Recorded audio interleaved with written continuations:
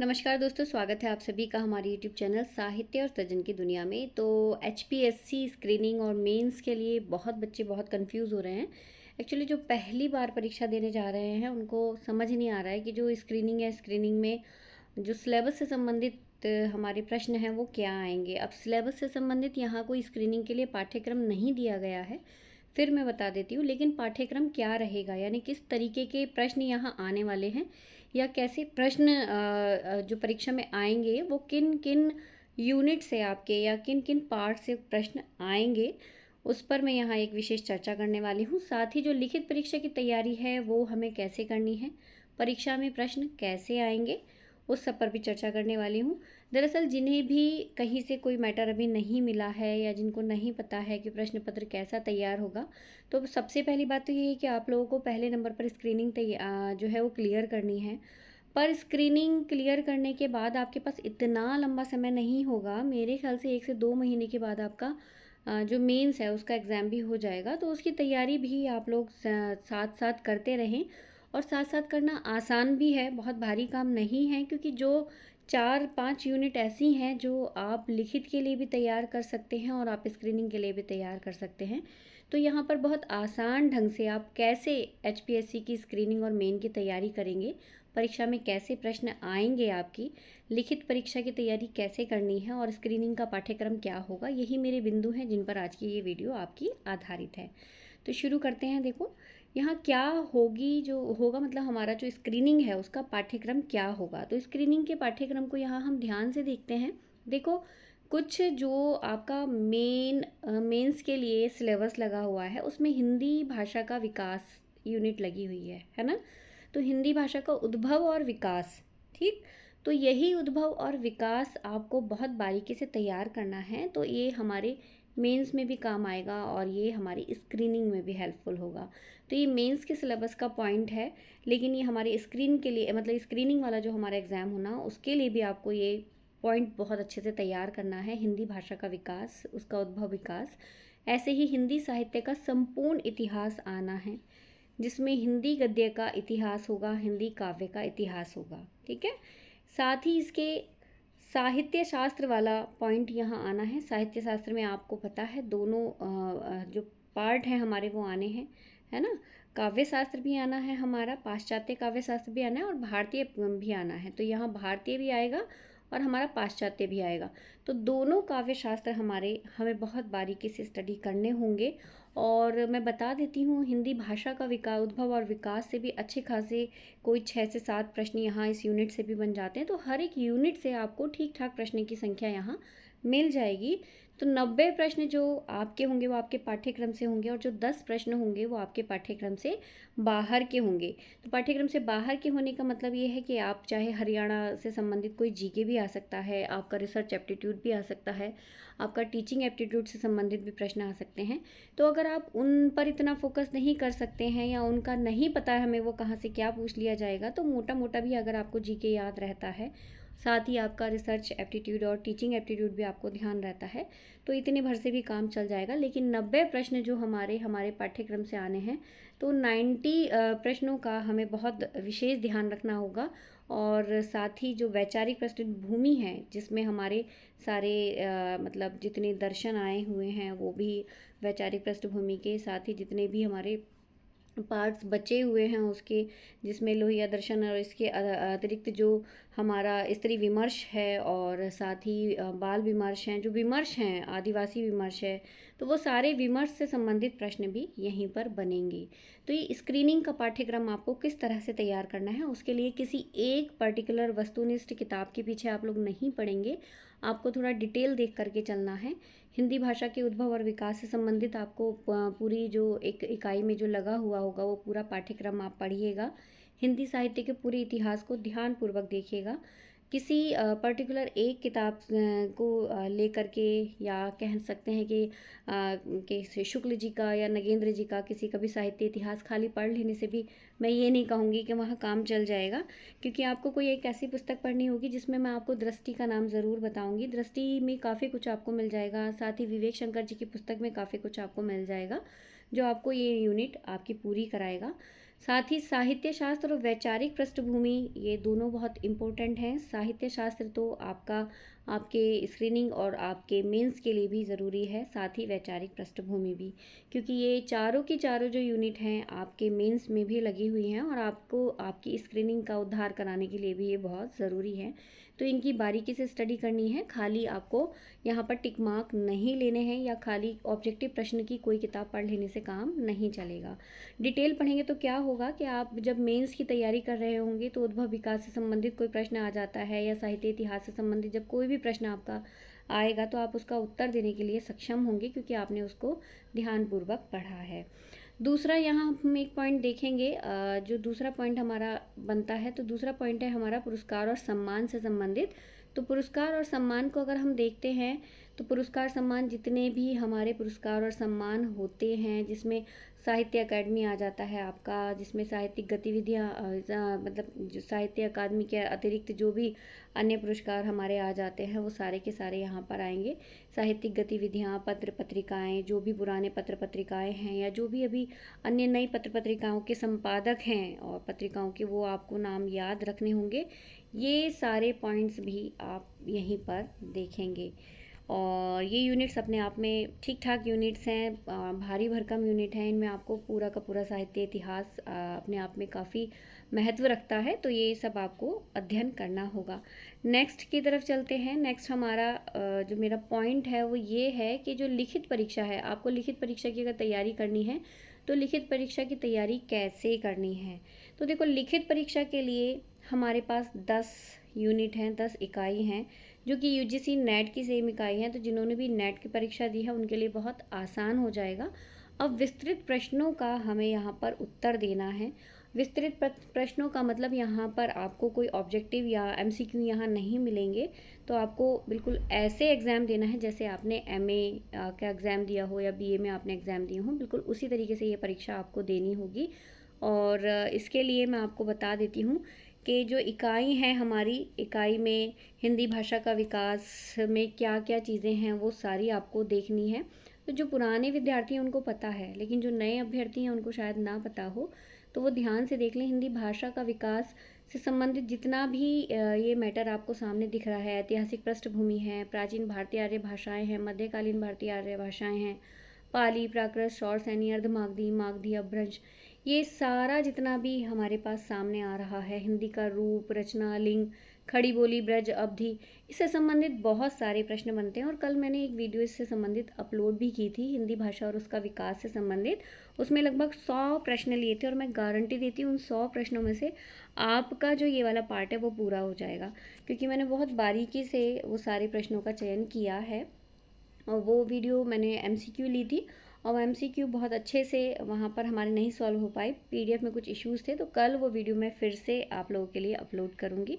ज़रूर चैनल पर बने रहिएगा, चैनल को लाइक शेयर सब्सक्राइब ज़रूर कीजिएगा, आप लोगों के लिए काफ़ी हितकारी ये होने वाला है। अगला हम पार्ट देखते हैं, इसका आएगा हिंदी साहित्य के इतिहास। तो देखो, हिंदी साहित्य के इतिहास में कितनी सारी चीज़ें आ जाती हैं। साहित्य इतिहास का दर्शन आ गया है, साहित्य इतिहास का जो लेखन का जो इतिहास लेखन की पद्धतियाँ आ गई, काल विभाजन नामकरण से संबंधित प्रश्न बन जाते हैं, रासो साहित्य, आदिकालीन हिंदी का जैन साहित्य, सिद्ध साहित्य, नाथ और अमीर खुसरो की कविता, विद्यापति और उनकी पदावली, लौकिक साहित्य, ये सारा साहित्य हमारा हिंदी साहित्य के इतिहास में आ जाता है आदिकाल के अंतर्गत। इधर भक्ति काल भी पूरा का पूरा भक्ति काल दिया है। भक्ति आंदोलन के उदय के सामाजिक सांस्कृतिक कारण क्या रहे हैं, भारतीय अखिल उसका स्वरूप देखना है, भक्ति काव्य की सामाजिक सांस्कृतिक पृष्ठभूमि, साथ ही आलवार भक्ति काव्य में प्रमुख संप्रदाय, उनके वैचारिक आधार, निर्गुण सगुण कवि और उनका काव्य। तो पूरा का पूरा ही यहाँ निर्गुण भी देखना है, सगुण भी देखना है, तो सारा का सारा ही यहाँ पर हमारा संत कवि और सूफी कवि सब यहाँ आ जाएंगे। और रीतिकाल की तरफ हम बढ़ते हैं तो रीतिकाल में भी उसकी सांस्कृतिक पृष्ठभूमि, रीतिकाल की प्रमुख प्रवृत्तियाँ जिसमें रीतिबद्ध, सिद्ध और रीतिमुक्त देखना है, उसके रीति काव्य के प्रमुख जो कवि हैं वो सारे आएंगे। आधुनिक काल में हम अगर देखते हैं तो हिंदी गद्य का उद्भव और विकास, जैसे मैंने आपको कहा कि हिंदी साहित्य के इतिहास में हिंदी काव्य वाला और हिंदी गद्य वाला दोनों ही पार्ट आपको देखने हैं और बारीकी से देखने हैं। ठीक है, तो हिंदी गद्य का उद्भव और विकास, भारतेंदु पूर्व हिंदी गद्य और 1857 की क्रांति, इससे संबंधित सारे प्रश्न आपको देखने हैं। पत्रकारिता का आरंभ से संबंधित यहाँ प्रश्न क्या होगा वो आपको देखना है। साथ ही अगर हम द्विवेदी युग की बात करते हैं तो द्विवेदी युग और छायावाद ये सारे आपके इसके अंतर्गत आ जाएंगे। हिंदी साहित्य की गद्य विधाएं भी यहाँ आने वाली हैं, तो गद्य विधाओं में आपका सारा हिंदी उपन्यास आ जाएगा, सारा हिंदी कहानी, हिंदी नाटक, हिंदी निबंध, हिंदी आलोचनाएं ये आपको देखनी होंगी। साथ ही आपकी हिंदी की गद्य विधाओं में रेखा, चित्र, संस्मरण ये सब आ जाएंगे। हिंदी का प्रवासी साहित्य आपका आ जाएगा। अवधारणा और उसके प्रमुख साहित्यकार यहाँ आ जाते हैं आपके। इकाई, अगर हम अगली इकाई की बात करते हैं तो अगली इकाई यानी कि हमारी इकाई 4 जो वैचारिक पृष्ठभूमि है आपकी स्क्रीनिंग के लिए भी महत्वपूर्ण है और आपके पाठ्यक्रम में तो शामिल है ही, जिसमें भारतीय नवजागरण और स्वाधीनता आंदोलन की वैचारिक पृष्ठभूमि की बात की जाएगी। हिंदी नवजागरण, खड़ी बोली आंदोलन, फोर्ट विलियम कॉलेज जो कि बहुत इंपॉर्टेंट है। ऊपर का जो पार्ट है आपका ये खड़ी बोली आंदोलन जिसमें फोर्ट विलियम कॉलेज की बात की गई है, ये बहुत महत्वपूर्ण है आपकी स्क्रीनिंग के लिए। स्पेशली स्क्रीनिंग में यहाँ से प्रश्न ज़रूर आते हैं। महावीर प्रसाद द्विवेदी और हिंदी नवजागरण, गांधीवादी दर्शन, लोहिया दर्शन, अम्बेडकर दर्शन, मार्क्सवाद और इसमें जो भी अन्य हमारे विमर्श रह गए हैं वो सारे, जिसमें दलित विमर्श, स्त्री विमर्श, आदिवासी, अल्पसंख्यक, ये सारे विमर्श आपके पाठ्यक्रम में शामिल हैं। इसके अलावा अगर हम बात करते हैं अपनी 5वीं इकाई की, तो 5वीं इकाई में हमारे आने वाली हैं ये सारे के सारे पद और सारे के सारे जितने कवि हैं ये आएंगे। इनको हमें बारीकी से देखना होगा, इनकी कविताओं का सब अर्थ हमें पता होना चाहिए। कोई एक अर्थ आपको दिया जा सकता है या कोई एक गद्य का भी आपको दिया जा सकता है और उसके बाद उसका आपको पद्य का सारांश भी करने के लिए दिया जा सकता है या अर्थ बताने के लिए दिया जा सकता है। ऐसी किसी गद्य का कोई एक पार्ट दे दिया जाएगा और उसका भी आपको ऐसे ही पूछ लिया जाएगा। मैं थोड़ा सा एक आपको सैंपल भी दिखाऊंगी आपके प्रश्न पत्र का, इसलिए आखिर तक वीडियो की ज़रूर बने रहिएगा। और ये हमारे से जो 6 इकाई है उसमें हिंदी उपन्यास आ जाते हैं। उपन्यासों से संबंधित प्रश्न भी इजीली मतलब यही बन जाते हैं कि मानो प्रेमचंद जी का गोदान है तो गोदान में होरी का जो एक रूप है वो क्या है, या एक किसान के रूप में आज के भारतीय समाज से होरी का रूप कैसे मिलता है। बाण भट्ट की आत्मकथा में हजारी प्रसाद द्विवेदी जी ने मतलब प्राचीन और अब के समय को किस तरीके से जोड़ा है। साथ ही जैसे मैला आंचल है तो मैला आंचल की आंचलिकता पर बहुत प्रश्न बनते हैं। तो इस प्रकार से जो है प्रश्न पूछे जाएंगे। या श्रीलाल शुक्ल जी का राग दरबारी आज के समय को किस तरीके से प्रस्तुत करता है, कुछ इस प्रकार से प्रश्न बनेंगे। तो इनका आपको बिल्कुल उसी तरह से उत्तर देना है जैसे आपने अपने एमए के प्रोजेक्ट में दिए होंगे या एमए की क्लास में आपने ये सारी तैयारी की होगी। तो उपन्यास तो इनमें से कोई ना कोई आपके एमए के पाठ्यक्रम में लगा ही होगा। और नेक्स्ट चलते हैं हम अपनी 7वीं इकाई की तरफ जो कि है हिंदी कहानी। तो हिंदी कहानी की भी इतनी सारे आपके पास कहानियाँ हैं ये, जो कि यूजीसी नेट और आप एचपीएससी वालों के लिए सेम ही है। तो इन कहानियों से संबंधित भी आपसे प्रश्न पूछे जाएंगे और कैसे पूछे जाएंगे वो मैं आपको बता दूंगी अभी। इसके बाद हमारी अगली यूनिट निबंध की बचती है। तो निबंध भी काफ़ी सारे निबंध हैं जो आपको पढ़ने हैं, जिनका अध्ययन करना है बारीकी से। तो यहाँ से स्क्रीनिंग में तो जो प्रश्न है वो सो बनता ही है ना, मोटे तौर पर। स्क्रीनिंग में तो आपको वहीं से प्रश्न मिल जाएंगे उन चारों यूनिट से। लेकिन आपके मेंस के लिए आपको यहाँ पर प्रश्न किस तरीके से बनेंगे, मैं आने वाली अपनी वीडियोज़ में आप लोगों के लिए प्रश्न लेकर के आऊँगी। उन प्रश्नों के कुछ अच्छे जो लेवल के प्रश्न होंगे जो बहुत महत्वपूर्ण होंगे उनके उत्तर के साथ मैं आपको प्रश्न लेकर के आऊँगी। और हिंदी साहित्य की गद्य विधाओं में हमारे पास आलोचना ये सब बच जाता है। और साथ ही ये हरिवंश राय बच्चन जी की क्या भूलू के याद करूँ, रमणिका गुप्ता की, तो ये जो अन्य गद्य विधाएं हैं उनसे संबंधित यहाँ पर ये हमारे पास पूरा का पूरा सिलेबस है, पाठ्यक्रम है। तो पाठ्यक्रम में कुछ छोड़ा नहीं गया है, मोस्टली सब कुछ ही ले लिया है। जब साहित्य इतिहास आ जाता है तो आप लोग समझ लीजिएगा साहित्य इतिहास में तो पूरा हमारा हिंदी साहित्य का इतिहास उसके अंतर्गत आ जाता है। तो हमें क्या करना है स्क्रीनिंग के लिए, स्टार्टिंग की जो हमारी 4 यूनिट है उसके अलावा पत्र पत्रिकाएं और जो मैंने आपको बताया है सम्मान और जो गतिविधियां हैं उन पर आपको ध्यान केंद्रित करना है। साथ ही जो वो शुरू की 3 यूनिट है उनको बहुत बारीकी के साथ, 3-4 यूनिट का बहुत बारीकी के साथ अध्ययन करना है। उन्हीं से आपको स्क्रीनिंग में बहुत प्रश्न मिलने वाले हैं। लॉन्ग क्वेश्चंस के लिए भी वहाँ 4 यूनिट से भी मदद मिलेगी आपको, लिखित के लिए भी, और अन्य इन से किस तरीके से प्रश्न बनेंगे वो भी मैं आप लोगों को बता देती हूँ कि प्रश्न विस्तृत प्रश्न बनेंगे तो कैसे आएंगे, है ना। विस्तृत प्रश्न कैसे आएंगे वो हम देख लेते हैं एक सैंपल के तौर पर। कुछ इस तरीके से डिवाइड किया जा सकता है आपका पेपर। और पेपर में क्या होगा, आपके कुछ खंड दिए जाएंगे, ठीक है, कुछ खंडों में पेपर विभक्त होगा। खंड में आपका क्या हो सकता है ये आप ध्यान से देखिएगा। खंड 1 में क्या है कि 2 प्रश्नों को करना है, खंड 2 से 2 प्रश्नों का उत्तर देना है।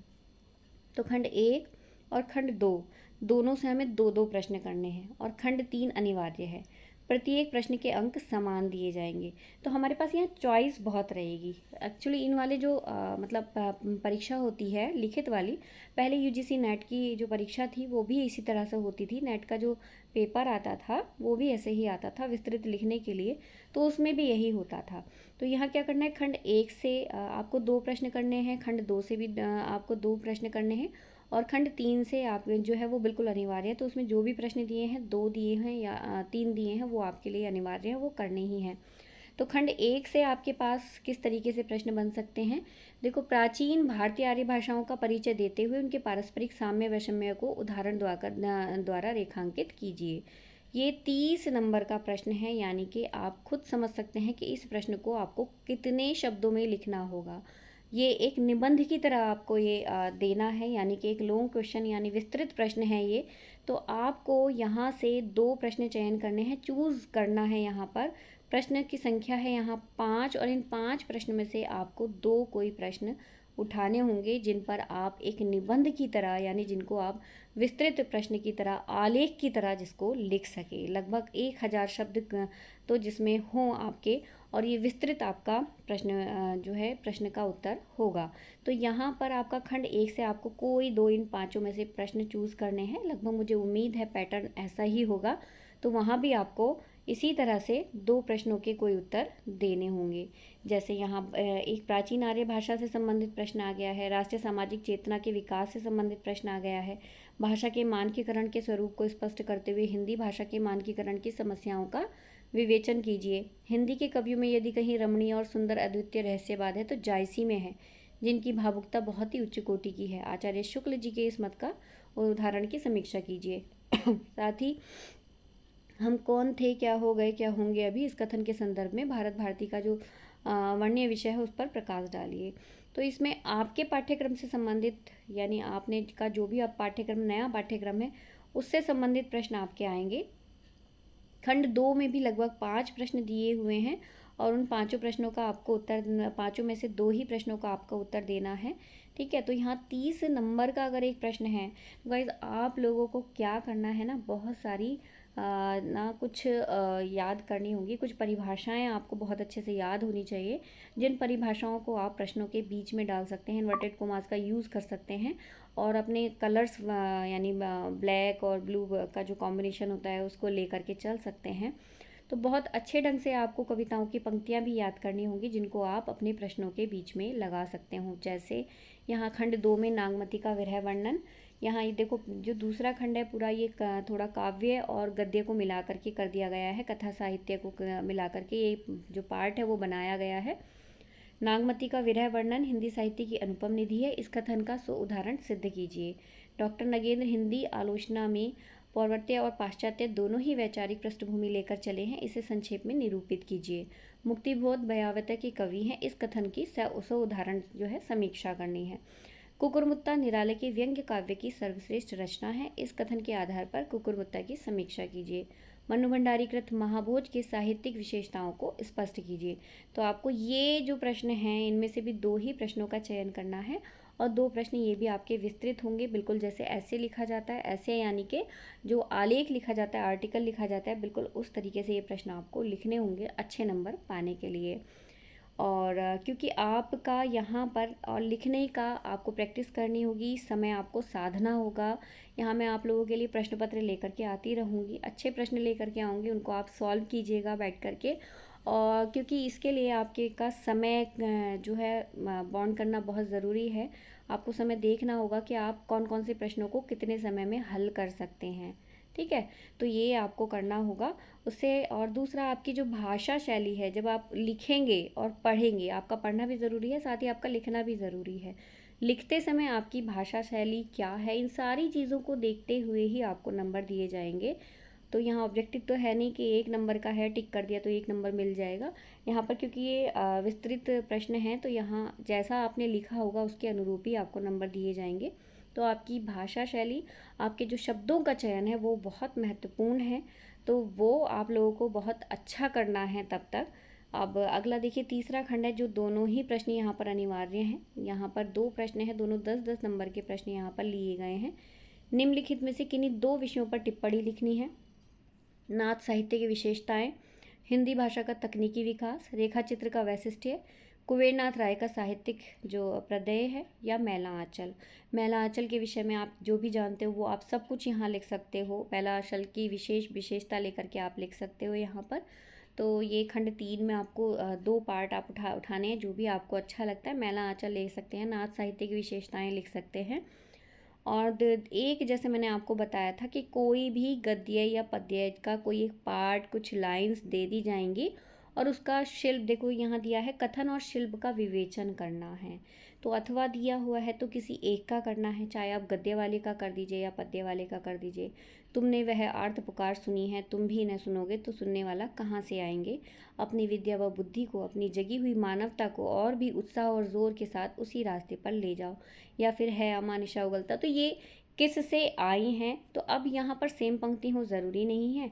आपके पास आपका पाठ्यक्रम है, आपको आपके पाठ्यक्रम से संबंधित ही पंक्तियाँ पूछ ली जाएंगी। आपके किसी निबंध की पंक्तियाँ यहाँ पूछी जा सकती हैं, आपकी किसी उपन्यास की पंक्ति पूछी जा सकती है, आपकी किसी कहानी पर टिप्पणी लिखने के लिए आ सकती है ना। या आपकी किसी भी एक कविता का पार्ट यहाँ दे दिया जा सकता है, उसका विवेचन करने के लिए आ सकता है, या उसका सारांश लिखने के लिए आ सकता है। तो ये 10 नंबर का प्रश्न आपका यहाँ आएगा, 10-10 नंबर के 2 प्रश्न। तो पैटर्न अभी मुझे नहीं पता कि कुछ चेंज हो जाए मे बी, लेकिन रहना इसी तरीके से है। तो प्रश्न इसी मतलब अनुरूप तैयार किए जाएंगे।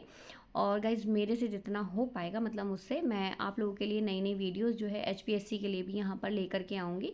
और जो मेंस की क्लास है उसके लिए भी, और स्क्रीनिंग के लिए MCQ हमारे चल ही रहे हैं। आप लोग चैनल से जुड़े रहिएगा और मिलते हैं अपनी नेक्स्ट वीडियो में। चैनल को सब्सक्राइब करना ना भूलें ताकि नोटिफिकेशन आपको मिल जाए। अगर वीडियो अच्छी लगी है तो लाइक ज़रूर कीजिएगा।